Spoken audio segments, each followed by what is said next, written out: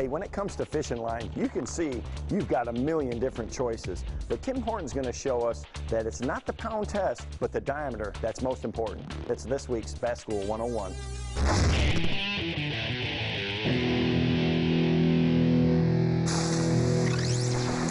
Hey, when walking into a store and looking at a wall of fishing line like this, it can be a little bit confusing and even a little intimidating on what to choose. I'm going to give you a few of the tips that I like to look for. We're going to break it down into 3 different sections: when to use fluorocarbon, when to use braided line, and when to use monofilament.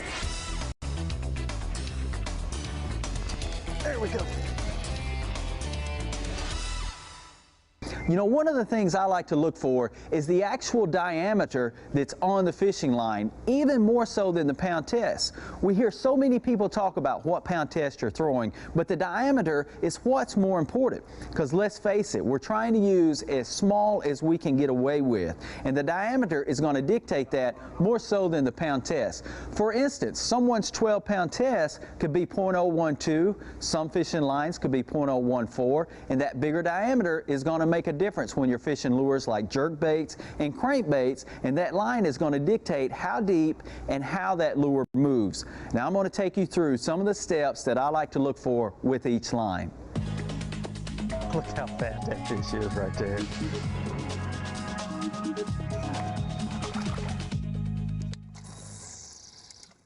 Let's go over the 3 different lines that we talked about. When I'm fishing a topwater lure, that's probably the only time I'm going to use monofilament. Monofilament floats, and it's going to allow that topwater to work properly. Now, fluorocarbon is the line that I use most of the time for my jig fishing, my worm fishing, but 2 lures that you have to use fluorocarbon on is a jerkbait and a crankbait. With a jerkbait, I like 8 to 10 pound tests, and a crankbait 10 to 12 pound tests. Now, fluorocarbon sinks. That's going to allow those lures that dive down to work properly.